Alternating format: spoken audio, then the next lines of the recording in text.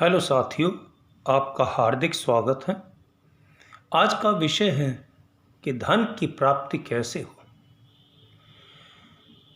आज के युग में धन एक बहुत ही इम्पॉर्टेंट रोल प्ले करता है।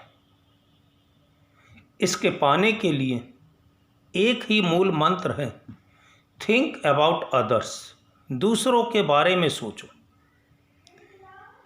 आज यदि हम कोई भी कार्य करना चाहते हैं तो बिना धन के संभव नहीं है। यदि कोई व्यक्ति मंदिर जाना चाहता है, ईश्वर की पूजा करना चाहता है, फूल चढ़ाना चाहता है, तो बिना पैसे के फूल नहीं मिलते। यदि कोई व्यक्ति अपने परिवार के किसी सदस्य का डॉक्टर से इलाज कराना चाहता है तो भी पैसा चाहिए। यदि कोई व्यक्ति अपने बच्चों को शिक्षा दिलाना चाहता है तो भी पैसा चाहिए। भोजन चाहता है तो भी पैसा चाहिए। यदि कोई व्यक्ति मर जाता है तो उसके अंतिम संस्कार करने के लिए भी पैसा चाहिए।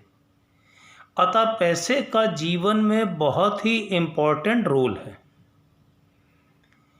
लेकिन अब प्रश्न उठता है कि पैसा प्राप्त कैसे हो। इसके लिए एक मूल मंत्र है, थिंक अबाउट अदर्स।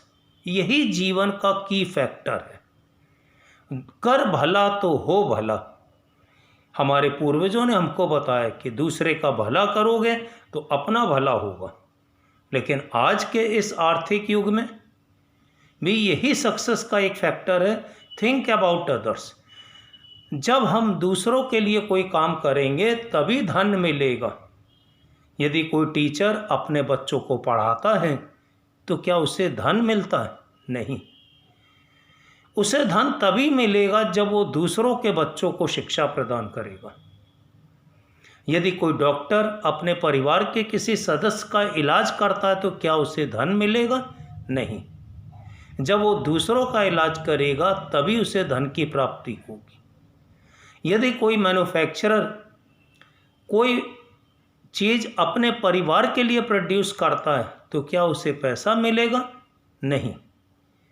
जब वो दूसरों के लिए बनाएगा वस्तुएं, उसको बेचेगा, तभी उसे धन प्राप्त होगा।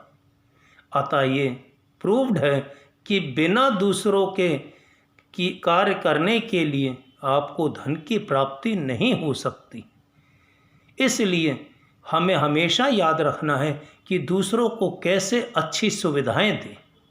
हमारी इकोनॉमी 3 पार्ट में बटी है, प्राइमरी सेक्टर, सेकेंडरी सेक्टर और सर्विस सेक्टर। प्राइमरी सेक्टर में खेती आती है। यदि किसान कृषि अपने कार्य के लिए करेगा, अपने परिवार के लिए खेती करेगा, तो उसे पैसा प्राप्त नहीं होगा।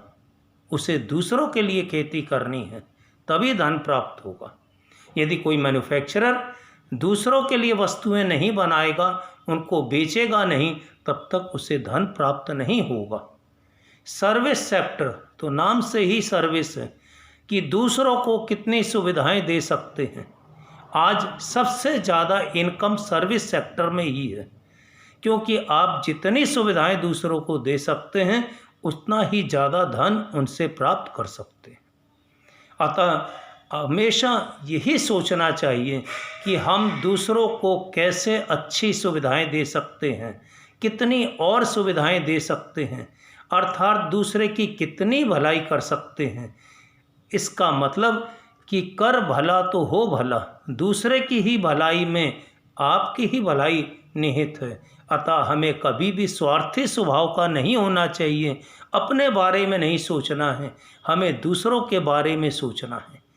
आज देश की कुल आय का सबसे अधिक भाग सर्विस सेक्टर से ही आता है।